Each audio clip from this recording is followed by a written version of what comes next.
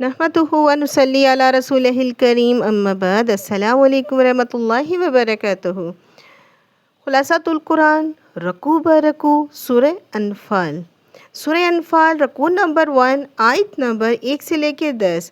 اس رکوع کا جو ٹاپک ہے وہ یہ ہے کہ بندے مومن کا باطنی کردار۔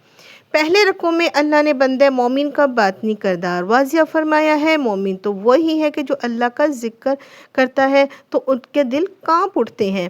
جب ان کے سامنے اللہ کی آیات کی تلاوت کی جاتی ہے تو یہ آیات ان کے ایمان میں اضافہ کر دیتی ہے اور اللہ ہی پر بھروسہ کرتے ہیں۔ نماز قائم کر کے اللہ سے لو لگاتے ہیں، اللہ کی خوشنودی حاصل کرنے کے لیے اس کی راہ میں مال خرچ کرتے ہیں۔ ایسے کردار والے پکے مومن ہیں، ان کے لیے اللہ کی طرف سے بخشش، رزق کریم اور بلند درجوں کی بشارت ہے۔ اس کے بعد اس رکوع سے غزوہ بدر پر تبصرہ شروع ہو جاتا ہے۔ بدر سے قبل نبی کریم صلی اللہ علیہ وسلم نے مسلمانوں کو اطلاع دی کہ ایک طرف سے قریش کا تجارتی قافلہ آ رہا ہے جس کے ساتھ صرف 50 محافظ ہیں، دوسری طرف سے قریش کا کیل کاٹنے سے لے کر لشکر آ رہا ہے۔ اللہ تمہیں کسی ایک پر فتح دے گا، بتاؤ تم کس کی طرف جانا چاہتے ہو؟ عام مسلمان چاہتے کہ تجارتی قافلے کی طرف جائیں کیونکہ ان سے مقابلہ آسان تھا۔ اللہ چاہتا تھا مقابلہ لشکر کے ساتھ کیا جائے، اسے شکست دے کر ثابت کیا جائے کہ اہمیت وسائل کی نہیں اللہ کی مدد کی ہے۔ اس طرح سے حق کا حق ہونا اور باطل کا باطل ہونا بھی واضح ہو جاتا ہے۔ رکوع نمبر 2 آیت نمبر 11 سے لے کر 19۔ اس رکوع کا جو ٹاپک ہے وہ یہ ہے کہ میدان بدر میں اللہ کی مدد۔ دوسرے رکوع میں مسلمانوں کو میدان بدر میں عطا کی جانے والی نصرت کا ذکر ہے۔ اللہ نے مسلمانوں کی مدد کے لیے فرشتے نازل فرمائے۔ اس کی مدد وجہ سے مسلمانوں نے قلت اسباب کے باوجود کفار کو ذلت آمیز شکست دی۔ اس رکوع میں مسلمانوں کو تلقین کی گئی وہ کفار سے جنگ کی صورت میں ہرگز پیٹھ نہ دکھائیں۔ جس نے بغیر کسی جنگی تدبیر کے پیٹھ دکھائی تو پھر اس کا ٹھکانہ جہنم ہوگا۔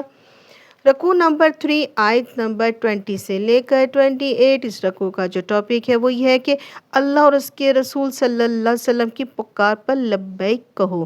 تیسرے رکوع میں مسلمانوں کو حکم دیا گیا ہے کہ اللہ اور اس کے رسول صلی اللہ علیہ وسلم کی پکار پر لبیک کہو، یعنی ان کے ہر حکم پر عمل کرو۔ ایسا نہ ہو کہ اللہ تمہارے دلوں میں مہر کر دے، اس کے بعد تم پر کسی قسم کی نیکی سے محروم ہو جاؤ۔ اس رکوع میں یہ نصیحت بھی کی گئی ہے اللہ اور اس کے رسول صلی اللہ علیہ وسلم کے ساتھ خیانت نہ کی جائے۔ تمہاری جان و مال اللہ کی امانت ہے، اس امانت کو اللہ کی مرضی کے مطابق لگاؤ۔ رکوع نمبر 4 آیت نمبر 29 سے لے کے 37۔ اس رکوع کا جو ٹاپک ہے وہ یہ کہ اللہ متقیوں کو سرخرو کرتا ہے۔ چوتھے رکوع میں مسلمانوں کو بشارت دی گئی کہ تم تقوی کی روشنی پر کاربند رہو گے تو اللہ تمہیں حق و باطل کے معرکہ میں کامیابی عطا کرے گا اور تمہارے گناہ معاف کر دے گا۔ مشرکین مکہ اس وقت حق کا راستہ روکنے کے لیے خوب مال خرچ کر رہے ہیں۔ یہ مال خرچ کرنا ان قریب ان کے لیے حسرت بن جائے گا اور دنیا میں ذلیل ہوں گی اور روز قیامت ہمیشہ کے لیے جہنم میں ڈال دیے جائیں گے۔ رکوع نمبر 5 آیت نمبر 38 سے لے کر 42۔ اس رکوع کا جو ٹاپک ہے وہ یہ کہ ایسا دور فتنے کا ہے جس میں دین غالب نہ ہو۔ سورہ انفال کے 5ویں رکوع میں حکم آیا ہے اور ان سے لڑتے رہو یہاں تک کہ فتنہ نہ رہے اور دین کل اور اللہ کے لیے ہے۔ ایسا معاشرہ فتنہ سے دوچار ہے جس میں اللہ کے احکامات نافذ نہیں۔ اس فتنے کو ختم کرنا ضروری ہے، اس لیے حکم دیا گیا ہے کہ بدر کے میدان سے کفار کے ساتھ جو جنگ شروع ہو جائے وہ جاری رہنی چاہیے یہاں تک کہ اللہ کا دین غالب ہو جائے، اس کے احکامات کو نافذ کیا جائے۔ اللہ ہمیں بھی اپنے معاشرے میں دین کو غالب کرنے کی توفیق عطا فرمائے، آمین۔ رکوع نمبر 6 آیت نمبر 45 سے لے کر 48۔ اس رکوع کا جو ٹاپک ہے وہ یہ کہ فتح اسباب سے نہیں اللہ کی مدد سے حاصل ہوتی ہے۔ چھٹے رکوع میں مسلمانوں کو تلقین کی گئی ہے جب تک کفار کے ساتھ جنگ میں تمہارا سامنا ہو تو ڈٹ کر ان کا مقابلہ کرو اور اللہ کو کثرت سے یاد کرو۔ اچھی طرح جان لو کہ فتح اسباب، ہتھیاروں اور تمہاری محنت سے نہیں بلکہ اللہ کی مدد سے حاصل ہوتی ہے۔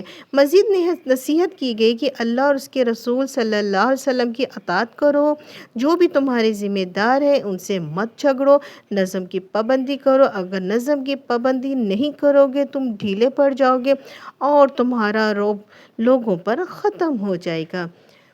رکوع نمبر 7 آیت نمبر 49 سے لے کے 58، اس رکوع کا جو ٹاپک ہے وہ یہ کہ دین کے تقاضوں سے پسپائی کی سزا۔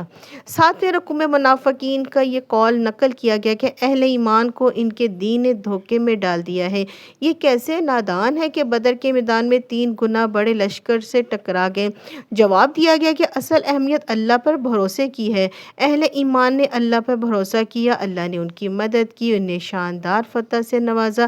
منافقین موت کے ڈر سے میدان جنگ میں نہیں آتے، لیکن جب بستر پر بھی نہیں انہیں موت آئے گی تو فرشتے ان کے چہروں پر پیٹھوں پر ضرور ضربیں لگائیں گے، ان سے کہیں گے اپنی بزدلی دنیا داری دین کی تقاضے پسپائی کا مزہ چکھو۔ رکوع نمبر 8 آیت نمبر 59 سے لے کے 64، اس رکوع کا جو ٹاپک ہے وہ یہ ہے کہ بھرپور جنگی تیاریاں کرو لیکن بھروسہ اللہ پر رکھو۔ 8ویں رکوع میں مسلمانوں کو حکم دیا گیا کہ کافروں کے مقابلے میں امکانی حد تک پوری تیاری کرو، زیادہ سے زیادہ قوت و اسلحہ فراہم کرنے کی کوشش کرو، اس مقصد کے لیے اپنا مال خرچ کرو، جو مال اللہ کی راہ میں خرچ کیا جائے گا اس کا بھرپور اجر دیا جائے گا، کسی کے ساتھ کوئی ظلم و ناانصافی نہیں کی جائے گی، البتہ بھروسہ جنگ کی تیاریوں پر نہیں اللہ پر کیا جائے، کامیابی ہماری تیاری سے نہیں بلکہ اللہ کی نصرت سے حاصل ہوتی ہے۔ رکوع نمبر 9 آیت نمبر 65 سے لے کے 69، اس رکوع کا جو ٹاپک ہے وہ یہ ہے کہ نازک مضمون۔ 9ویں رکوع میں ایک نازک مضمون کا بیان ہے۔ نبی کریم صلی اللہ علیہ وسلم نے بدر میں قید کیے گئے کفار کو فدیہ لے کر چھوڑنے کا فیصلہ کیا۔ اس پر اللہ نے آپ صلی اللہ علیہ وسلم کو متوجہ فرمایا کہ ایسا کیوں کیا؟ ابھی تو ضروری تھا کہ کفار کی کمر توڑنے کے لیے انہیں قتل کیا جائے، چونکہ آپ صلی اللہ علیہ وسلم کا فیصلہ اپنے مزاج کے فطری نرمی کی وجہ سے تھا، تو لہٰذا اللہ نے آپ صلی اللہ علیہ وسلم سے درگزر فرمایا، اعلان کر دیا کہ جو بھی فدیہ قیدیوں سے وصول کیا جائے گا وہ مال غنیمت کی طرف ہے، اس سے استفادہ جائز ہے۔ رکوع نمبر 10 آیت نمبر 70 سے لے کے 75، اس رکوع کا جو ٹاپک ہے وہ ہے بندے مومن کا خارجی کردار۔ 10ویں رکوع میں آگاہ کیا گیا کہ حقیقی مومن وہ سعادت مند ہے جنہوں نے ایمان لانے کے بعد ہجرت کی اور مال اور جان سے اللہ کی راہ میں جہاد کیا۔ اس طرح وہ انصار مدینہ جنہوں نے مہاجرین کو ٹھکانہ دیا ان کی مدد کی۔ ان سب مومنوں کے لیے ایک دوسرے سے خوب محبت ہونی چاہیے، ایک دوسرے کے لیے ایثار کرنا چاہیے، اس کے برعکس کفار کے دل میں کوئی نرم گوشہ نہیں رکھنا چاہیے۔ اگر ایسا نہ کیا تو باطل کے خلاف بھرپور وار نہ لگایا جائے۔ بلا شبہ جو لوگ ایمان لائے، ہجرت کی، مال اور جان سے اللہ کی راہ میں جہاد کیا، جنہوں نے ان کی مدینہ میں نصرت کی، یہ سب کے سب پکے مومن ہیں، ان کے لیے بخشش بھی ہے، وہ عزت والا اجر بھی ہے۔ اللہ ہمیں یہ صفات عطا فرمائے، پکے مومنوں میں شامل فرمائے، آمین۔ یہاں ہماری سورہ انفال کمپلیٹ ہوئی، ملیں گے نئی سورت کے ساتھ، جب تک کے لیے اللہ حافظ۔